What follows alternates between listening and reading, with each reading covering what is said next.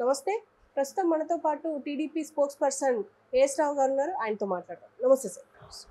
Sir, Jagan గారు ఒక మాట అన్నారు, ప్రజలు అడిగితే ఎన్నికల మేనిఫెస్టో గురించి చెప్తారా చంద్రబాబు నాయుడు అని చెప్పేసి అన్నారు. అంటే నేను అడిగితే చెప్పడం లేదు, అట్లీస్ట్ ప్రజలు అడిగితేనే చెప్తారా అని చెప్పేసి అన్నారు. దాని గురించి మీరేమంటారు?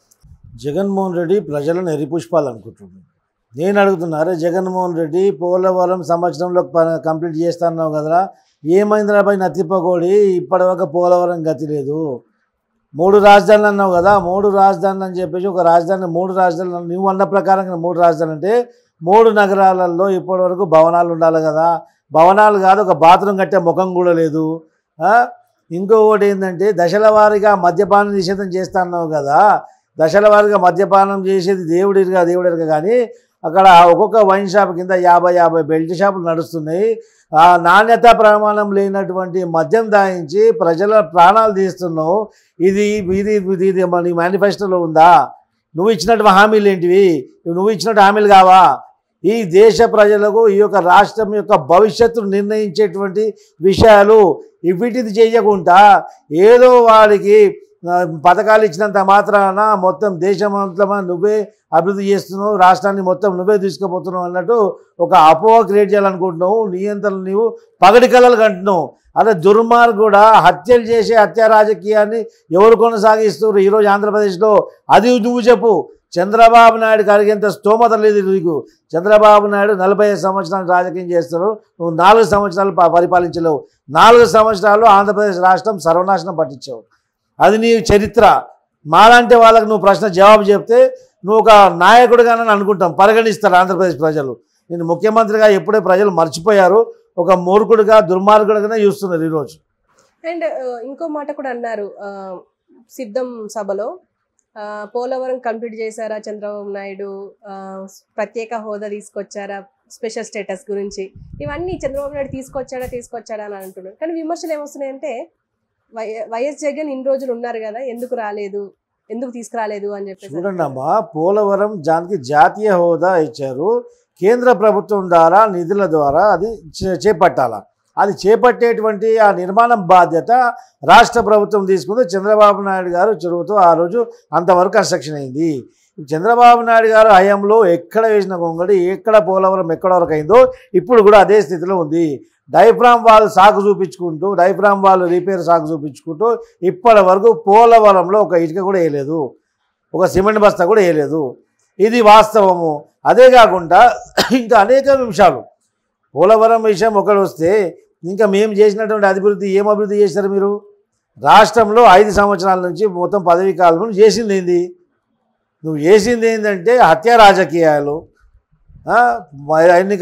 గత ఎన్నికల ముందు కోడికత్తి, ఆ తర్వాత కొడవళ్ళు, ఆ తర్వాత ఈరోజు చూడండి పెన్షన్లు ఇస్తాం, వాలంటీర్ల వ్యవస్థ. నువ్వు వాలంటీర్లని ముక్కుముడిగా రాజీనామా చేయించి వృద్ధులను, వికలాంగులను, నీ యొక్క పార్టీకి సంబంధించిన వాలంటీర్లు, నీ పార్టీ కార్యకర్తలైన వాలంటీర్లని ఆ లబ్ధిదారుల చెవులో ఊదిచ్చి అందరినీ బలవంతంగా సచివాలయ కార్యాలయం పంపించి అక్కడ మండు టెండర్లు, ఒక శామ్యాలను కానీ తాగునీళ్ళు కానీ ఏ విధమైన సౌకర్యాలు లేకుండా అక్కడ ఇబ్బందులు పడి వాళ్ళని నడుచుకుంటూ లేడు, వాళ్ళని పలకరించిన నాదులు లేకుండా ఎండ దెబ్బ కొట్టి వడదెబ్బ కొట్టి వాళ్ళు ప్రాణాలు ఇచ్చుకునేది. ఒక పరోక్షంగా హత్యలకు చేస్తున్నావు, పరోక్ష హత్యలకు పాల్పడుతున్నావు. ఈ పరోక్ష హత్య చేస్తూ మళ్ళీ నీ బస్సు యాత్రల నీ కుయ్యక్తులు పడుతూ శవయాత్ర చేసి మొత్తం శవరాజకీయాలు చేసుకుంటూ నువ్వు మళ్ళీ ఓదార్పు యాత్ర చేస్తా అనుకుంటున్నావా? ఈరోజు ప్రజలు చూస్తున్నారు నువ్వు చేసే దుర్మార్గం. సరే, నువ్వు సచివాలయ కార్యాలయానికి పంపించావు కదా, ఖజానాలో ట్రెజరీలో ఈ యొక్క పెన్షన్లకు 19,000 కోట్ల రూపాయలు అవసరం ఉండేది రిక్వైర్మెంటు. అక్కడ ఖజానాలలో నీకు మొత్తం 1వ తారీఖు ఏప్రిల్ 1 ఖజానా 0 ఉంది. 2వ తారీఖు 3,000 కోట్ల రూపాయలు వేరే ఎక్కడి నుంచి అప్పు పుడితే దాంట్లో 10% మందికే పెన్షన్లు ఇచ్చారు. మరి దుర్మార్గుడా, మూర్ఖుడా, ఓ రాక్షసుడా నీకు అడుగుతున్నా నేను. కేవలం 3,000 కోట్ల రూపాయలు అక్కడ ఉన్నాయి, కేవలం 10% మందికి నువ్వు పెన్షన్లు ఇచ్చావు, ఇంకా 90% మందికి పెన్షన్లు దొరకవని చెప్పి తెలిసినప్పుడు నీకు అవ్వాతాతల మీద ప్రేమ కురిపిస్తున్నటువంటి దుర్మార్గుడా, ఈ అవ్వాతాతలు ఎండకొచ్చి చచ్చిపోతారని తెలియదురా నీకు? ఎందుకు సచివాలయ కార్యదర్శి పంపించావు, కార్యాలయాలకు పంపించావు? ఎందుకు? నీకు అవ్వాతాతల మీద ప్రేమ ఉంటే, లబ్ధిదారుల మీద ప్రేమ ఉంటే నీవు 19,000 కోట్ల రూపాయలు 1వ తారీఖు కంటే మొదటి రోజే ఖజానాలో ఉంచాల్సింది. కానీ నువ్వేం చేశావు? గత వారంలోనే నీకు మోకరిల్లే కాంట్రాక్టర్లకు 30,000 కోట్ల రూపాయలు ఖజానాన్ని ఖాళీ చేసి వాళ్ళకి ఇవ్వడం జరిగింది. అంటే కాంట్రాక్టర్లు, నీకు బ్రోకర్లు, నీకు మోకరిల్లే వాళ్ళ మీద ఉన్నటువంటి ప్రేమ లబ్ధిదారుల మీద, అవ్వతాతల మీద నీకు లేదు. నువ్వు దుర్మార్గుడవా, పాలకుడవా? అండ్ మొన్నటి వరకు షర్మిలకి సపోర్ట్గా ఉన్నట్టు, అంటే ఇండైరెక్ట్గా సపోర్ట్గా ఉన్నారు టీడీపీ అనిపించింది ఇన్ని రోజులు. ఇప్పుడు సడన్గా యాంటీగా మారిందా అనే క్వశ్చన్ వచ్చింది. ఎందుకు అంటే ఈ మధ్య అసలు షర్మిల గురించి ఎక్కువ మీడియాలో కనిపించట్లేదు. అండ్ ఇప్పుడు చంద్రబాబు నాయుడు కూడా ఒక కామెంట్ చేశారు, ఏంటంటే పిల్ల కాంగ్రెస్ తల్లి కాంగ్రెస్ ఒకటే అన్నట్టుగా మాట్లాడారు. పిల్ల కాంగ్రెస్ తల్లి కాంగ్రెస్ ఒకటే అని నేను గత 6 నెలల నుంచి చెప్తా ఉన్నా. ఇక్కడ ఏం చేసింది షర్మిల? ఇక్కడికి వచ్చి ఇక్కడ లంగా దొంగ అంటే, ఇక్కడ కేసీఆర్ ఒక దొంగ, ఆడొక లంగా. ఈ లంగా దొంగలు ఇద్దరు కలిసి ఆడేటువంటి నాటకం ఇది. ఇక్కడ ఏం చేసింది? మొన్న ఈ దొంగ గెలుపు చేయడానికి, ప్రభుత్వ వ్యతిరేక ఓట్లు చీల్చడానికి ఇక్కడ వచ్చి దుకాణం పెట్టి, ఇక్కడ వైఎస్ఆర్టీపీ అని పార్టీ పెట్టి, ఇక్కడనే పుట్టినా ఇక్కడనే చేస్తా, ఇక్కడ దొరికేటువంటి బిర్యానీకి, హాలీంకి, ఉస్మానియా బిస్కెట్కి నేనే అంబాసిడర్ అని చెప్పేసి అన్ని నాటకాలు మాట్లాడింది. ఇక్కడ ప్యాకేజ్ తోటి, ఓవర్నైట్ ప్యాకేజ్ తోటి అక్కడికి వెళ్ళిపోయింది. ఓవర్నైట్ ప్యాకేజ్తో అక్కడ వెళ్ళిపోయిన తర్వాత అక్కడ పోయింది జగన్మోహన్ రెడ్డి దుర్మార్గుడు, రాజన్న కడుపులో రాక్షసుడు పుట్టిండు, హత్యలు చేసిండు, హంతకుడు అని మాట్లాడుతున్నావు కదా. మళ్ళీ అదే హంతకుడి గురించి నువ్వు పాదయాత్ర చేసినావు కదా. ఏ విధంగా నేను అనుకోవద్దు హంతకుడి గురించి నువ్వు పనిచేస్తున్నట్టు. ఇంకోటి సాక్ష్యాధారాలు క్లియర్గా ఇస్తాను. ఇప్పుడు నేనున్నా, నాకు చెల్లి ఉంది, నా తల్లి ఎవరి వైపు ఉంటుంది? నా వైపున ఉండాలా, చెల్లి వైపున ఉండాలి. తెలంగాణలో బిడ్డ ఉన్నప్పుడు విజయమ్మ గారు షర్మిలెంబడి ఉంటుంది, జగన్మోహన్ రెడ్డి కూతురు తీరుతూ ఉంటే ప్రశంసిస్తూ నవ్వుతుంటుంది మూసి నవ్వులు. మళ్ళీ ఆ దుర్మార్గుడు అక్కడ పాదయాత్ర చేస్తుంటే అక్కడ ఇడుపులపాయలు పోయి, ఓ భగవంతుడా, ఓ దేవుడా, నీ బలమైన బావులతోటి నా కొడుకుకి విజయం చేకూర్చు నాయన స్తోత్రం, ఏదో కథలు మాట్లాడుతుంది. అంటే నీ కొడుకు ఎవరి మీద విజయం చేయాలా? నీ బిడ్డ మీద విజయం చేకూర్చాలా నీ కొడుకుకి? అంటే నీ బిడ్డని కొడుకుని, నీ బిడ్డని చంపంటున్నావా, నీ బిడ్డని కొడుకు చంపంటున్నావా? అంటే నీ ఇంట్లోనే మహాభారతం నడుస్తుందా? నువ్వు అంత మహాతల్లివి కదా, మడమదిప్పని నాయకుడి, మహానాయకుడు సత్యమణివి కదా, మహానాయకురాలు కదా, నువ్వు గౌరవాధ్యక్షుడు ఉన్న పార్టీ కదా. నిన్ను గౌరవాధ్యక్షుడికి ఎందుకు తొలగించారు అది చెప్పగలుగుతావు కనీసం? అది కూడా చెప్ప చేత కాదు. జగన్మోహన్ రెడ్డికి అది అధిష్టానం లేదు కదా. నీ కన్న కూతురే కదా షర్మిల. నీ కొడుకు నువ్వు అడగొచ్చు కదా. నీ కొడుకు విజయం గురించి నువ్వు సుదీర్ఘంగా ప్రార్థనలు చేస్తున్నావు కదా. అదే కొడుకుతోటి, ఏ కొడుకు విజయం ఆశించి నువ్వైతే ప్రార్థన చేస్తున్నావు అదే కొడుకుకు చెప్పొచ్చు కదా, అరే దుర్గుడా, మూర్ఖుడా, దుర్మార్గుడా, నీ చెల్లెనేరా, మీ అయ్య పుట్టిన బిడ్డనే, ఒక సీటు ఆమెకి ఇచ్చేస్తే అయిపోతుంది కదరా. వేరే పార్టీల జెండా ఎందుకు మోస్తుంది? వేరే ఒక పార్టీల అధిష్టానం కాళ్ళను మూకోవడానికి ఎందుకు పోతుందిరా భయ్? నా బిడ్డే నీ చెల్లెనే కదరా భయ్, లేకుంటే నీ చెల్లె కాదని చెప్పరా దుర్మార్గుడు అని చెప్పాలి కదా. ప్రజలు అడగరా? అంటే ఈ యొక్క కుటుంబ సభ్యులందరూ కలిసి ఆడుతున్న నాటకం ఆంధ్రప్రదేశ్ రాష్ట్ర ప్రజలను ఎర్రి పుష్పాలు అనుకుంటున్నారు. ప్రజల్లో చైతన్యం వచ్చింది. రానున్న ఎన్నికల్లో ఖచ్చితంగా వీళ్ళందరికీ ఇంటికి పంపడం జరుగుతుంది. ఇంటి నుంచి జైలుకి పంపే బాధ్యత మేము తీసుకుంటాం.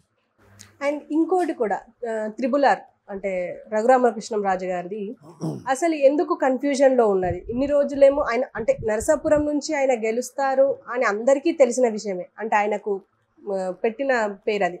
అండ్ నరసాపురం అంటే రఘురామరాజు అంటే నరసాపురం. సో ఇందులో రఘురామరాజుని ఎందుకు కన్ఫ్యూజన్లో పెట్టారు? టీడీపీ కూటమిలో కన్ఫ్యూజన్, ఇప్పుడు ఫైనల్గా టీడీపీ నుంచి పోటీ చేస్తారంటే మళ్ళీ ఉండిలో కన్ఫ్యూజన్, అంటే ఉండిలో ఉంటారా లేదా అని చెప్పేసి, ఉండి నుంచి టికెట్ వస్తుందా రాదా అని అసలు ఏం జరుగుతుంది? రఘురామకృష్ణరాజు గారు జగన్మోహన్ రెడ్డి పార్టీలో, వైఎస్ఆర్సీపీ పార్టీలో చేరి వైఎస్ఆర్సీపీ పార్టీ బ్యానర్ పైన, గుర్తు పైన ఆయన నరసాపురం నుంచి ఎంపీగా గెలిచారు. గెలిచిన 2-3 నెలల లోపలే ఈ యొక్క దుర్మార్గుడు చేసే దుర్మార్గాన్ని ఆయన ఎండగట్టడం జరిగింది. ఆయన నిక్కస్గా మాట్లాడే వ్యక్తి, నిర్మోహమాటంగా మాట్లాడే వ్యక్తి. అలాంటి నిర్మోహమాటంగా మాట్లాడే వ్యక్తులు ఈ దొంగకు నచ్చరు కదా, ఈ దుర్మార్గుడికి నచ్చరు కదా. నువ్వు చేసేటువంటి కథలు, నాటకాలు, స్క్రీన్ ప్లేలు, మొత్తం స్క్రిప్ట్లంతా ఈ కోడి కత్తులు, కొడవలు, ఈ కేసులు నచ్చవు కదా ఆయనకి. నచ్చగా బహిరంగంగా ఆయన చెప్పాడు, నేను ప్రజల తరపు నుంచి ప్రజలు నన్ను ప్రజాప్రతినిధిగా ఎన్నుకొని నాకు చట్టసభకు పంపించారు, పార్లమెంట్ పంపించారు. నీ గుర్తుపై ఎన్నికైపోయినా అది నా దురదృష్టం అని చెప్పారు. ఆ తర్వాత ఈ జగన్మోహన్ రెడ్డి ప్రజాస్వామ్యానికి విరుద్ధంగా పరిపాలిస్తుంది కాబట్టి, రాజ్యాంగ విరుద్ధంగా ప్రభుత్వం నడుస్తుంది కాబట్టి వ్యతిరేకించాడు. దానికి జగన్మోహన్ రెడ్డి ఈయనని పోలీసు లాఠీలు కురిపించి నిర్దాక్షిణ్యంగా అనేక మాటలపై దాడి కూడా చేయడం జరిగింది. ఈయన హతమార్చే ప్రయత్నం కూడా చేశారు కొన్ని సందర్భాల్లో. అప్పుడేమైంది, జగన్మోహన్ రెడ్డికి వ్యతిరేకంగా ఉంటూ తెలుగుదేశం పార్టీకి అనుకూలంగా వ్యవహరించడం జరిగింది.